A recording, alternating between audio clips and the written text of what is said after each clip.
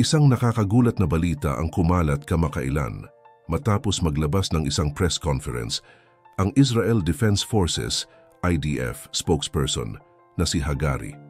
Ayon sa kanya, isang bunker ang kanilang natuklasan na pag-aari ng Hezbollah at sa loob nito ay mayroong milyon-milyong dolyar na ginto. Sa bidyong ito, susuriin natin kung paano natuklasan ng Israel ang tinatago umanong kayamanan ng Hezbollah at kung ano ang mga posibleng layunin nito. Iniuugnay ng Israel ang Hezbollah sa pagtatago ng daan-daang milyong dolyar sa cash at ginto sa isang bunker na matatagpuan sa ilalim ng isang ospital sa timog na mga suburb ng Beirut. Sa kabila ng mga paratang, sinabi ng Israel na hindi nila aatakihin ang nasabing complex.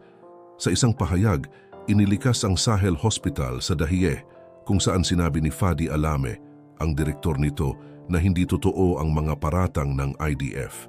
Sa isang pahayag, hinimok ni Hagari ang mga opisyal ng Lebanon na kumilos laban sa Hezbollah at suriin ang isang pasilidad na pinaniniwalaang ginagamit ng grupo. Nananawagan ako sa gobyerno ng Lebanon, mga autoridad ng Lebanon at mga internasyonal na organisasyon. Huwag hayaang gamitin ng Hezbollah ang pera para sa terorismo at pag-atake sa Israel, aniya. Inakusahan ng Israel Defense Forces, IDF, ang Hezbollah kasama ang Hamas na gumagamit ng mga ospital, paaralan at iba pang sensitibong lugar upang itago ang mga armas at magbigay ng kanlungan sa mga mandirigma. Ayon kay Hagari, ang mga pabrika na pinapatakbo ng Hezbollah sa Lebanon, Syria, Yemen at Turkey ay ginagamit upang makalikha ng malaking kita na sumusuporta sa kanilang mga aktibidad sa terorismo. Ipinahayag niya na ang bunker ay konektado sa dalawang iba pang gusali na nagsisilbing pasukan at labasan. Ayon sa IDF, ang bunker ay may mga kama at silid para sa mahabang pananatili, nagsisilbing sentro ng operasyon para sa kanilang mga gawain. Hinimok din niya ang mga mamamayan ng Lebanon na huwag payagan ng Hezbollah na itago ang kanilang pondo sa ilalim ng isang ospital. Dagdag pa ni Hagari, hindi laban sa mga sibilyan ang pakikibaka ng Israel, kundi laban sa grupong terorista na suportado ng Iran, na ginagamit ang mga tao sa Lebanon bilang panangga habang nagsasagawa ng mga pag-atake laban sa Israel. Kahit na may malalaking aksyon sa militar, sinabi ng Israel na hindi nila plano na direktang atakehin ang bunker dahil sa sensitibong lokasyon nito sa ilalim ng isang ospital. Sa halip, maingat na sinusubaybayan ng mga opisyal ng Israel ang lugar.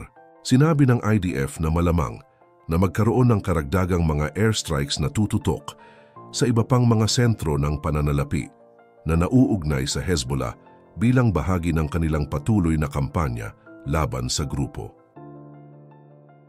Ang pagigting na ito ay nagaganap sa gitna ng tumataas na tensyon sa pagitan ng Israel at Hezbollah, na lalong lumala dahil sa mga kamakailang salungatan na kinasasangkutan ng dalawang grupo. Habang patuloy ang mga kaguluhan, nananatili ang focus ng Israel sa pagsira sa mga network ng pananalapi ng Hezbollah habang hinihimok ang Lebanon na harapin ang issue sa loob mismo ng kanilang bansa. Bagamat walang konkretong ebidensya ang Israel upang patunayan ang kanilang claim, naglatala sila ng isang animated graphic na nagpapakita umano ng bunker sa ilalim ng ospital. Ipinahayag din nila na ito ay ginamit noon upang itago si Hassan Nasrallah, ang dating kalihim general ng Hezbollah. Bukod sa pagtanggi sa pagkakaroon ng bunker, pinapalakas din ng Hezbollah ang kanilang mga pagtugon sa militar. Kasunod ng mga airstrikes ng Israel na nakatutok sa mga posisyon ng Hezbollah, naglunsad ang grupo ng mga pag-atake ng rocket sa gitnang Israel. Ipinapakita ng pagigting na ito ang pangako ng Hezbollah na gumanti sa mga aksyon na itinuturing nilang agresibo mula sa Israel. Patuloy na itinuturing ng grupo ang kanilang mga operasyon sa militar bilang mga pananggalang na hakbang laban sa mga pagsalakay ng Israel. Hinimok din ng pamunuan ng Hezbollah ang gobyerno ng Lebanon at mga internasyonal na organisasyon na kumilos laban sa tinatawag nilang pananalakay ng Israel. Ang argumento nila ay ang mga ganitong claim ay nilayong bigyang katwiran ang karagdagang mga operasyon sa militar laban sa Lebanon at sa mga institusyon nito. Sa kabuuan, ang pagkakadiscover ng bunker ay hindi lamang isang isyu militar, kundi isang komplikadong sitwasyong pampulitika, pang-ekonomiya at humanitarian na nangangailangan ng maingat na pag-aaral at tugon. Matapos ang anunsyo, naglabas ang Israel ng mga babala sa mga residente ng Dahieh na magsisimula silang atakehin ang mga gusali sa lugar. Ang mga residente ay pinayuhan na lumipat ng hindi bababa sa 500 metro ang layo mula sa mga target. Sa kabila nito, maraming tao ang nanatili at nagsimulang tumakas nang marinig nila ang malalakas na pagsabog. Nagsimula ang mga airstrikes halos 1 oras pagkatapos ng babala. Isang pag-atake ang tumama mismo sa harap ng Rafik Hariri University Hospital, ang pinakamalaking pampublikong ospital sa Lebanon. Dahil dito, hindi bababa sa 4 na katao, kabilang ang isang bata, ang napatay at 24 naman ang nasugatan. Ang ospital ay nagtamo rin ng malaking pinsala mula sa pagsabog. Sa kabila ng mga pag-atake, nagpatuloy pa rin ang operasyon ng ospital at tinanggap nila ang mga nasugatan mula sa mga nakaraang pag-atake. Inaasahan namang tataas pa ang bilang ng mga nasawi habang patuloy na naghahanap ang mga first responders para sa mga posibleng biktima. Kinondena naman ng Ministry of Health ng Lebanon ang tinatawag nilang mga pag-atake laban sa 2 pinakamalaking ospital sa bansa. Ayon dito, bahagi ito ng araw-araw na pag-target ng Israel sa sektor ng kalusugan. Mula nang magsimula ang labanan sa pagitan ng Hezbollah at Israel, 1 taon na ang nakalilipas, pumatay na ito ng hindi bababa sa 115 healthcare workers at emergency responders. Ito ay ikalawang gabi ng sunod-sunod na binumba ng mabigat ang Beirut. Ayon sa IDF, tinamaan nila ang halos 300 target ng Hezbollah sa Lebanon sa loob lamang ng 24 na oras. Ang ganitong hakbang ay nagpapakita ng kanilang intensyon na saktan ang pananalapi ng grupo, kahit pa humihiling ang US na tapusin agad ang digmaan. Habang nagaganap ito, si Antony Blinken, kalihim ng Estado ng US, ay nasa gitnang silangan upang simulan muli ang negosasyon para sa pagtigil ng digmaan. Ito ay kanyang ika-11 pagbisita mula nang magsimula ang pag-atake ng Hamas noong Oktubre 7. Layunin niyang makahanap ng diplomatikong solusyon upang maayos ang kaguluhan. Noong Linggo, sinabi rin ng Israel na magsisimula silang atakehin ang Al-Qard Al-Hassan Bank, isang bangko na kaalyado ng Hezbollah. Ang bangkong ito ay nagbibigay diin sa walang interes na pautang at serbisyong pangbangko para sa daan-daang libong Lebanese, karamihan ay Shia Muslim. Ayon sa Israel, tumutulong ito sa pagpopondo ng Hezbollah at ginagamit upang mag-imbak ng armas. Ang anunsyo ukol dito ay nagpapahiwatig na lumalawak na ang saklaw ng mga target, mula lamang sa military wing patungo rin sa mga sibilyang institusyon.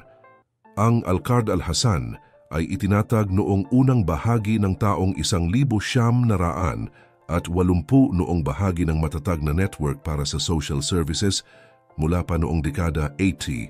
Alam niyo ba na ang Al-Qard Al-Hassan ay naging mas kilalang bangko matapos ang krisis sa pananalapi sa Lebanon noong 2011? Nang panahong iyon, nag-freeze ang mga komersyal na bangko sa halos lahat ng mga account at halos ganap na tumigil sa pagbibigay ng mga pautang. Daan-daang libong mamamayan ng Lebanon, lalo na ang mga Shia Muslim, ang nagbabangko sa Al-Qard Al-Hassan. Marami sa kanila ang nagbigay ng mga ari-arian ng kanilang pamilya, tulad ng ginto kapalit ng mga pautang. Ilang sandali matapos, ipahayag ng Israel na magsisimula na silang atakehin ang Al-Qard Al-Hassan, sinimulan na nila ang pag-target sa mga gusali ng bangko sa Malaking Beirut, Timog Lebanon at Bekaa Valley. Hindi bababa sa 10 airstrikes ang isinagawa sa Dahieh na nagresulta sa pagbagsak ng isang buong gusali at pag-akyat ng apoy sa hangin sa kapitbahayan ng Chia. Tinamaan din ang isang gusali malapit sa tanging komersyal na paliparan ng Lebanon, kung saan ipinakita ng mga video footage ang usok na tumataas habang may nakaupo pang eroplano sa runway. Ayon kay Maan Khalil, ang alkalde ng munisipalidad ng Ghobeiri sa timog na mga suburb ng Beirut, Tinamaan nila ang mga bakanteng gusali sa mga residential neighborhood at winasak ang mga nakapaligid na lugar. Hindi ito mga military center o imbakan ng armas. Dumating naman sa Beirut noong Lunes ng umaga ang US envoy na si Amos Hochstein. Nakipagkita siya kay Nabih Berri, ang speaker ng Parlamento ng Lebanon, at kay Najib Mikati, ang caretaker prime minister, upang talakayin ang mga paraan patungo sa isang ceasefire.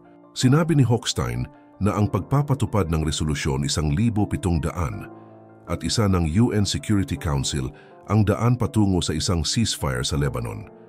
Tinanggihan niya ang mga panawagan na baguhin ang kasunduan ng UN.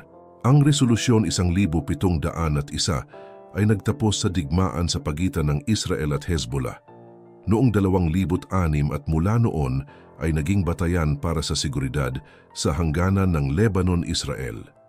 Sa ilalim ng mga tuntunin ng kasunduan, hindi dapat magkaroon ng presensya ang Hezbollah at iba pang armadong milisya sa hilaga ng Ilog Litani, mga 18 milya, 30 kilometro mula sa hangganan. Sa madaling salita, nagsimula ng atakehin ng Israel ang mga pasilidad ng bangko na may kaugnayan sa Hezbollah. Nag-aalala ang Lebanon dahil tinamaan din ang ilang ospital sa kanilang bansa. Sa kabila nito, patuloy na nagsisikap ang Estados Unidos na makamit ang isang ceasefire upang mapanatili ang kapayapaan at maiwasan pa ang paglala ng sitwasyon. Ikaw mga kaalam, ano ang masasabi mo rito?